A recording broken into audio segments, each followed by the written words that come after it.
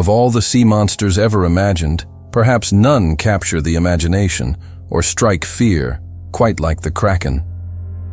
This legendary creature was said to be of unimaginable size, a beast capable of dragging entire ships into the depths of the ocean, turning the dreams of sailors into waking nightmares. For centuries, the Kraken wasn't just a tale whispered over mugs of ale in candlelit taverns. It was a very real threat in the minds of those who sailed the open seas. Some naturalists even went so far as to blame this mythical beast for actual maritime disasters.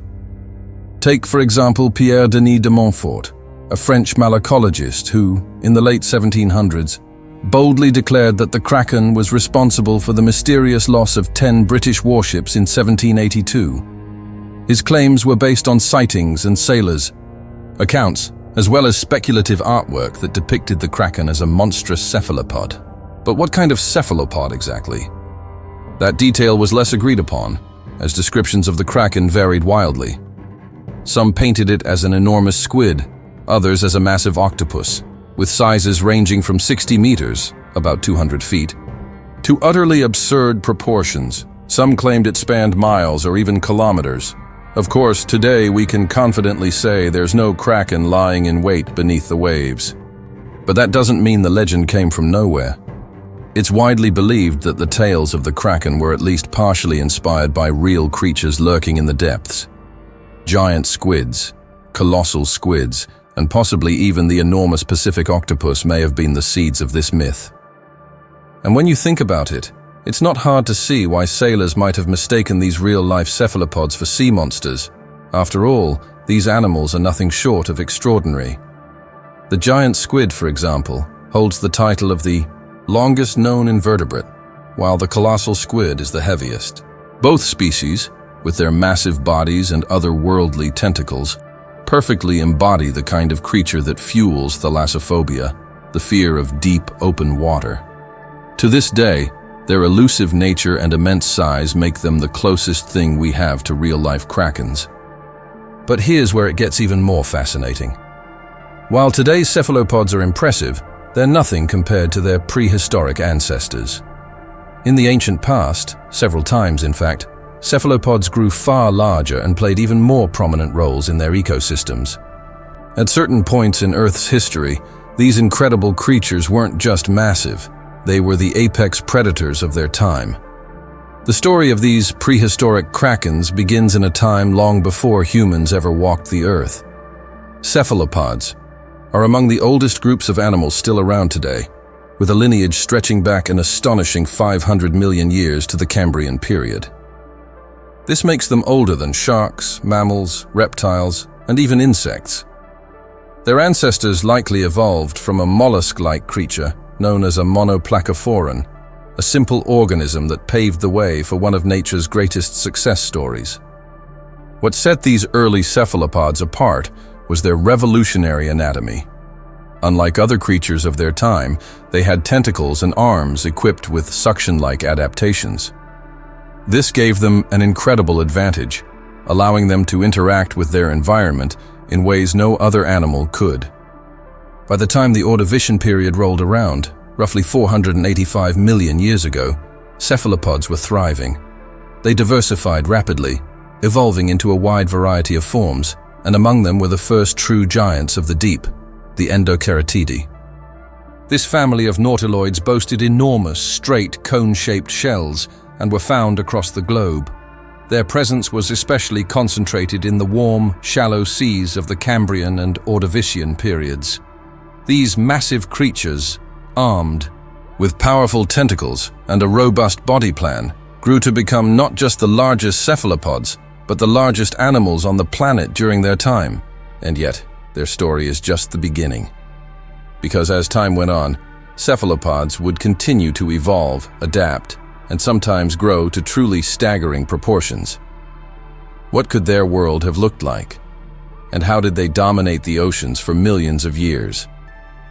While all members of the Endoceratidae family were impressively large, two stood out above the rest: Camaraocaras and Endoceras. These giants of the ancient oceans accounted for over 50 species between them, living during the same time period and inhabiting the same regions. Anatomically, they were strikingly similar, so much so that the only notable difference was in the texture of their shells. Endocheirus had a more textured, ridged shell, while Camaraocheirus was smoother. This seemingly minor distinction has created quite a bit of confusion for paleontologists trying to classify certain fossil specimens. The challenge is especially frustrating when dealing with the largest fossils recovered, as we're still unsure which genus some of them belong to. To date, paleontologists tentatively estimate both species to have been similar in size, with a hypothetical maximum length of around 9.14 meters, or roughly 30 feet in fully grown adults. Interestingly, there are reports that Endocheirus giganteum, an unusually large species of Endocheirus, might have grown even bigger. However, these claims remain unconfirmed due to a lack of complete fossil evidence. And keep in mind, these size estimates only account for their shells. If we include the soft body parts that extended beyond the shell, estimated to add roughly 16% to their total size, the picture becomes even more awe-inspiring.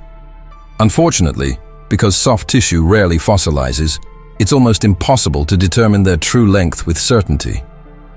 That said, even their shells alone already put these creatures in the same league as modern colossal squids when it comes to length. But here's where things get even more jaw-dropping. If you were to remove the long tentacles from a giant squid, which make up much of its length, Endocheirus and Camaraocheirus would be more than twice as long. And it wasn't just length that made these ancient giants formidable. Their shells, composed of dense calcium carbonate, made them much heavier than any living cephalopod. The largest specimens are estimated to have weighed up to 1 ton, dwarfing the modern giant squid at 300 kilograms, and even the colossal squid, which maxes out at about 500 kilograms. This immense size and weight established Endocheirus and its relatives as the undisputed apex predators of their time. Few creatures even came close to rivaling their dominance. The only competitors in size were some species of ancient sea scorpions and the bizarre arthropod Edurocassus. But neither posed a significant threat to fully grown endocerids. Curiously, it's believed that adult endocerids might have turned the tables on their would-be competitors, preying on them instead. If they did, their ambush strategy would have made their attacks nearly impossible to avoid. Scientists theorize that these massive cephalopods were ambush hunters because their large, heavy shells likely limited their agility. This means they probably spent most of their time lying in wait on the seafloor, camouflaged against the ocean's sandy backdrop. When an unsuspecting creature ventured too close, the endocheirid would have struck with lightning speed, using its powerful tentacles to snatch its prey and drag it toward its waiting beak. Although no intact beak from an endocerid has ever been found, it's widely assumed that, like modern cephalopods, they had fibrous jaws made of chitin surrounded by strong muscular tissues. This setup would have allowed them to deliver a powerful bite, easily capable of breaking through the hard exoskeletons of their prey. Their diet likely included a wide range of animals, from arthropods and mollusks to fish and even smaller cephalopods. However, paleontologists believed that trilobites were their primary food source. Trilobites were abundant, lived on the seafloor, and were just the right size to make a convenient meal. And while their heavy shells may have limited their maneuverability, Endocheirus and Camaraocheirus weren't slow. Like modern squids, they possessed large siphons or funnels, through which they expelled water at high speeds. This adaptation provided them with biological jet propulsion, allowing them to burst forward quickly when needed, perfect for chasing prey or escaping danger. These awe-inspiring traits made endocerids the unchallenged rulers of their underwater domain. But their story is far from over, as these giants weren't the only fascinating creatures prowling the ancient seas. What came next in the evolution of prehistoric cephalopods would further cement their legacy as some of the most remarkable predators in Earth's history. And this powerful jet propulsion was just one of many tools in the impressive arsenal that helped these prehistoric krakens maintain their reign at the top of the food chain. However, as dominant as they were, their supremacy wasn't destined to last. Roughly 455 million years ago, at the end of the Ordovician period, both the endocharid giants and much of life on Earth faced a devastating challenge, the first of Earth's big 5 mass extinction events. This catastrophe is known as the Late Ordovician Mass Extinction, and its effects were nothing short of catastrophic. Scientists believe the event was triggered by intense glaciation, which caused sea levels to plummet dramatically. With the Earth's waters freezing over and global temperatures dropping sharply, marine ecosystems were thrown into chaos. Many species couldn't adapt quickly enough to these extreme changes, and the entire Endocaratidae family, along with countless other marine creatures, was wiped out. Cephalopods as a group didn't escape unscathed either. The biodiversity that had once flourished during the Ordovician took a massive hit, forcing these incredible creatures into a period of decline. This dry spell of evolutionary progress, lasting over 200 million years, spanned the Eocene, Silurian, Devonian, Carboniferous, and Permian periods. During this time, the era of massive cephalopods gave way to other giants of the seas, including eurypterids, sea scorpions, sharks, and other large fish. But while the age of the enormous cephalopods had come to a close, these periods were far from uneventful for their evolution. Instead of dominating the oceans, cephalopods adapted and diversified in other remarkable ways. The oceans became home to a variety of strange and alien-like shelled cephalopods, each species seemingly more bizarre than the last. Among these, new groups emerged, including Pseudoorthocarida during the Silurian period, and later, the iconic ammonites and belemnoids of the Devonian period. It was also during this time that cephalopods developed one of their most famous and enduring features: ink sacs. First appearing in the Carboniferous period, these sacs allowed cephalopods to release clouds of dark ink, confusing and disorienting predators. This evolutionary innovation proved so effective that it persists in modern squids, octopuses, and cuttlefish. Even though they had lost their status as the ocean's giants, cephalopods found new ways to survive and thrive. And while they no longer reached the staggering sizes of their Ordovician ancestors, there were still species that could be described as mini-krakens. Some cephalopods during this time grew to lengths of several meters or feet, maintaining an impressive presence in the oceans. Among these was the genus Rhinoceros, a type of pseudo-orthocerid that lived around 325 million years ago during the Carboniferous period. Rhinoceros shared similarities with the earlier endocerids, such as a long, straight shell that housed most of its body. However, it wasn't closely related to them and had distinct features, like a large central or subcentral siphuncle, a structure used for buoyancy control. Fossils suggest that Rhinoceros preferred the warm, shallow waters near the equator. Its remains have been discovered in regions that were once part of the Panthalassic superocean and the smaller Tethys Ocean. In these tropical waters, some individuals reached impressive sizes, with shells measuring up to 8 feet, 2.4 meters in length, excluding their soft tissue. By today's standards, this would still make Rhinoceros a sizable predator. However, paleontologists believe it wasn't an apex predator like its endocerid predecessors. Instead, it likely lived more like modern squids, hunting smaller prey, such as fish and arthropods.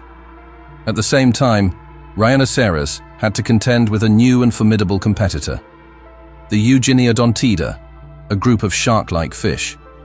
These strange creatures possessed unique jaws equipped with sharp teeth, perfectly designed for slicing through soft tissue.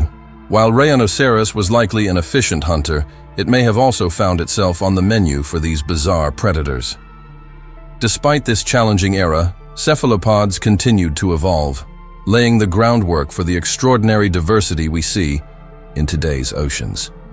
From the giants of the Ordovician to the innovations of the Carboniferous, these creatures have always found ways to adapt, survive, and sometimes even dominate. Beyond the reign of the mighty Rhinoceros and its contemporaries, the story of cephalopods enters a somewhat subdued chapter. For millions of years, their role in the oceans was more modest, with no significant bursts of size or dominance. That was, of course, until the arrival of the Mesozoic era, a period marked by astonishing change and growth for cephalopods. This resurgence may have been sparked by the Permian extinction, a cataclysmic event so severe that it wiped out around 95% of marine species, essentially hitting the reset button on Earth's oceans. As life clawed its way back from this mass extinction, the stage was set for a new wave of cephalopod evolution. Enter the Triassic period, where one group of shelled cephalopods truly rose to prominence, the ammonites. These remarkable creatures became some of the most abundant and diverse animals in the seas, adapting to a wide range of habitats and growing into a dazzling array of shapes and sizes. Among the many families of ammonites, the Cladoceratidae stood out as some of the most impressive. These creatures exhibited an incredible range of sizes, with some species sporting shells up to 1.7 meters, 5.6 feet in diameter. To put that into perspective, the shell of a modern nautilus, today's largest shelled cephalopod, measures just a fraction of that size, around 1/7 as wide. This size advantage likely offered Cladoceratids significant protection from predators, helping them achieve a cosmopolitan range, meaning they could be found across the globe in the warm waters of the Triassic oceans. However, despite their impressive size and global success, the Cladoceratids were not particularly fearsome predators. Fossil evidence suggests that their diet primarily consisted of slow-moving and small creatures, such as crustaceans, plankton, and ostracods, as well as occasional vegetation. Larger, more active prey was left to the true aquatic kings of the time, the giant ichthyosaurs, enormous marine reptiles that dominated the oceans as apex predators. But if the ichthyosaurs ruled the seas during the Triassic, cephalopods would eventually have the last laugh.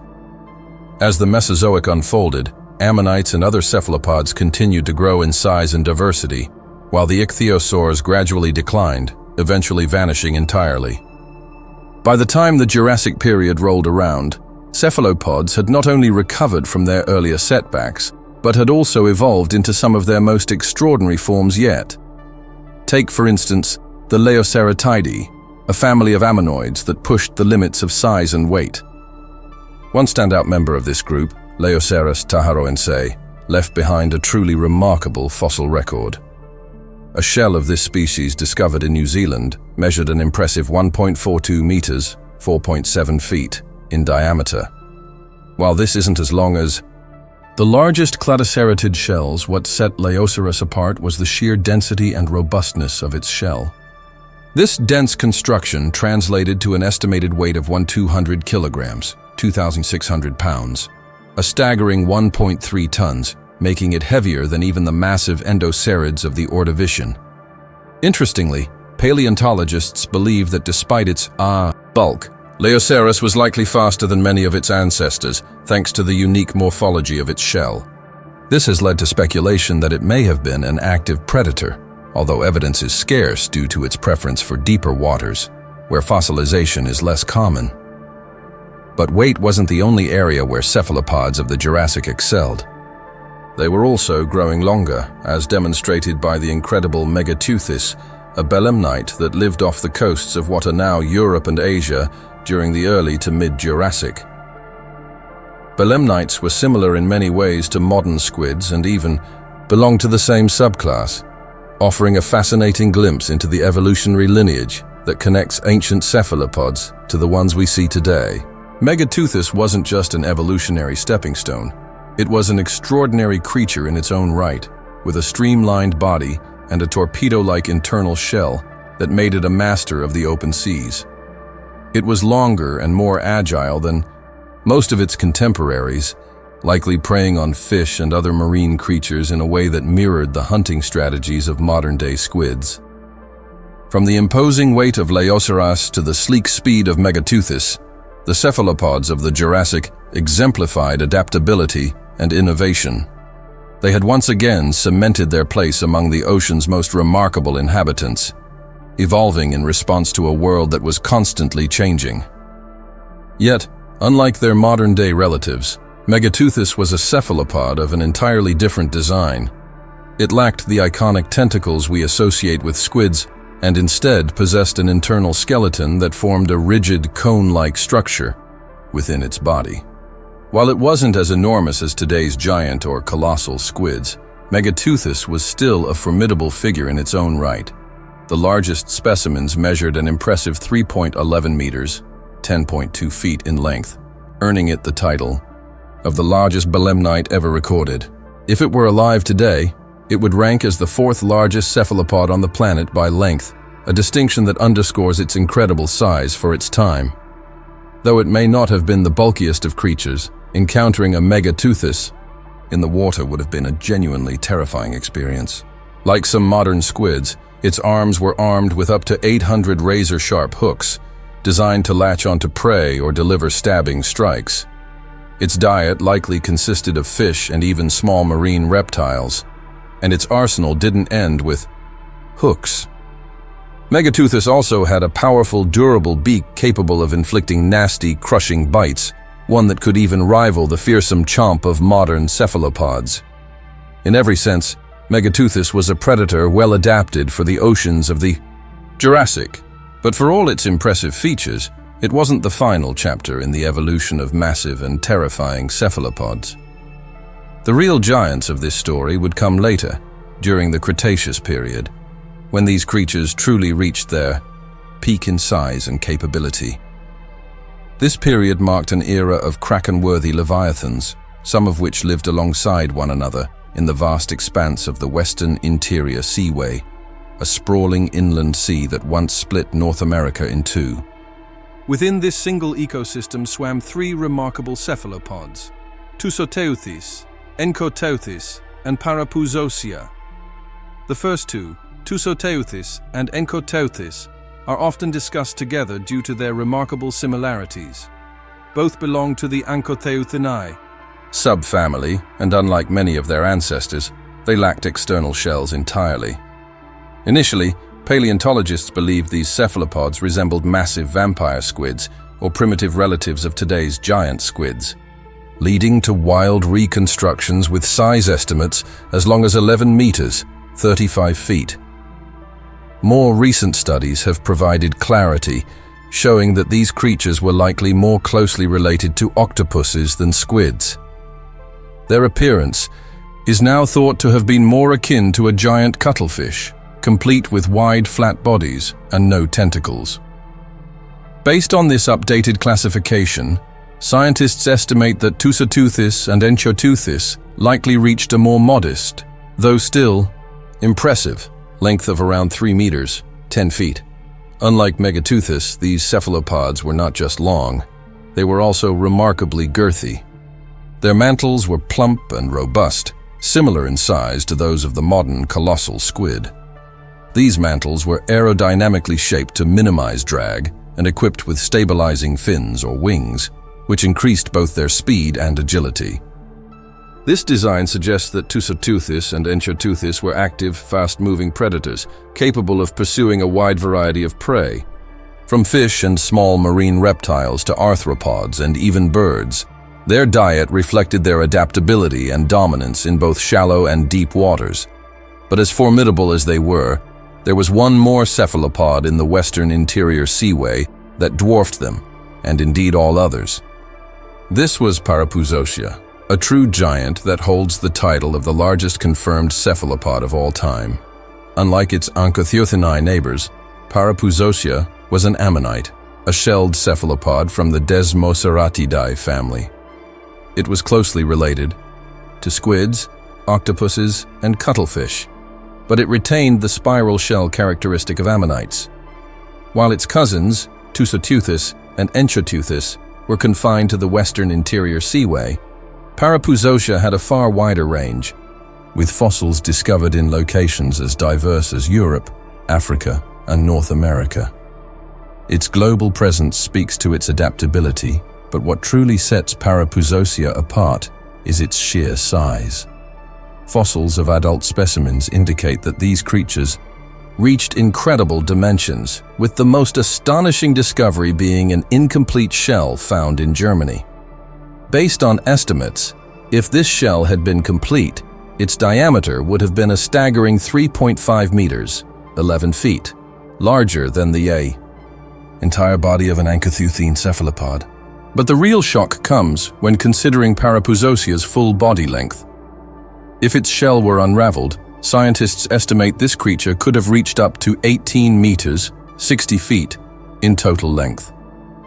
To put that into perspective, this would make Parapuzosia significantly longer than even the largest giant squids on record, including their famously long tentacles.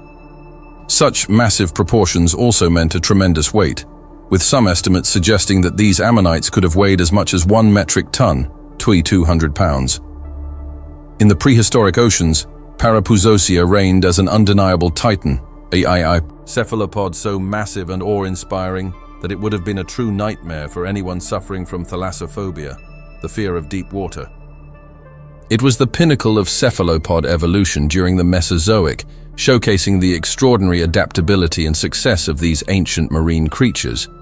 With an estimated weight of nearly 5 tons, Parapuzosia stands as a titan among cephalopods. Its shell alone accounted for almost 50% of its massive bulk, making it not only the largest cephalopod by weight, but also the heaviest invertebrate ever to exist. In every sense of the word, this was a real-life kraken, a creature whose immense size and formidable presence demand awe and curiosity in equal measure. What made this giant truly fascinating was the mystery surrounding its diet. Some scientists theorize that Parapuzosia was a formidable predator, capable of preying on a variety of animals. Its menu might have included marine reptiles, fish, and even vertebrates, suggesting it was an opportunistic feeder that dominated its ecosystem. However, there's a competing theory that paints a gentler picture. Parapuzosia as a peaceful filter feeder, grazing on plankton or even marine vegetation. This dual perspective adds a layer of intrigue, reminding us of how much there is still to uncover about these ancient behemoths. What's even more astonishing is that Parapuzosia shared its home, the Western Interior Seaway, with other massive cephalopods like the Tusoteuthis and Incoteuthis. Together, these giants turned the late Cretaceous oceans into a cephalopod haven. But the wonders of the deep didn't stop there. The period saw a global surge in colossal cephalopods, with hotspots as far-reaching as Japan. Japan's giant cephalopod fossils. A monster-laden legacy, it's almost poetic that Japan, often depicted in pop culture as a land under siege by sea monsters, was a hub for real-life leviathans millions of years ago. Fossil discoveries here have revealed the existence of not one but 2 massive cephalopod genera, Habiteuthis and Ezoteuthis. These creatures were nothing short of extraordinary. Their fossilized beaks, larger than those of even the giant and colossal squids we know today, point to a time when cephalopods ruled these ancient waters. The larger of the 2 beaks was nearly double the size of any modern squids, suggesting powerful bites capable of tackling prey limited only by size rather than type. Imagine a predator with no dietary restrictions, capable of taking on almost any creature that crossed its path. Although researchers estimate their bodies weren't necessarily double the size of today's colossal squids, these behemoths still commanded fear and respect in their watery domains. Of the 2, Ezoteuthis appears to have been slightly larger, but even it wasn't the undisputed ruler of the deep. Another fossil, an even larger beak, has left paleontologists puzzled. It's significantly bigger than those attributed to Habiteuthis or Ezoteuthis, but its exact origins remain a mystery. Could it belong to a completely new genus of cephalopod? Or perhaps an undiscovered species of one of the known giants?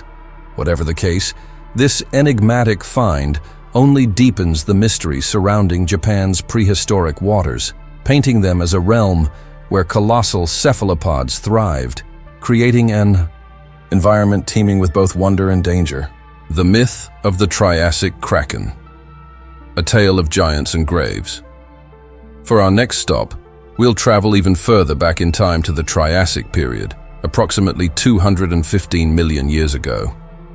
Here lies the tale of the Triassic Kraken, a supposed sea monster that allegedly preyed on some of the largest marine reptiles of its era. But fair warning, this story is as contentious as it is fascinating. The hypothesis was introduced by a paleontologist who discovered the remains of 9 massive ichthyosaurs clustered together in what he described as an underwater graveyard. His theory, a colossal cephalopod, 30 meters, over 100 feet in length, had hunted and killed these creatures before meticulously arranging their bones. It's a cinematic image, to be sure, a kraken of unimaginable size wreaking havoc on the prehistoric seas. But there's one glaring problem. No direct evidence of such a creature was found.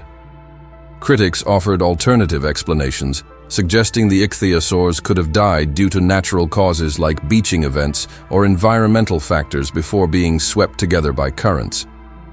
Years later, the story took another twist. The same paleontologist uncovered a cephalopod beak in the area, reigniting his Kraken hypothesis. While the fossil wasn't as large as he'd hoped, measuring about 5 centimeters, similar to the beak of a modern colossal squid, he speculated that it could have belonged to a bus-sized cephalopod. However, this claim was met with skepticism, as the beak's size didn't seem to support such an enormous body. Although the idea of the Triassic Kraken remains largely dismissed, it continues to capture imaginations, serving as a reminder of how the mysteries of the deep ocean can blur the lines between science and legend.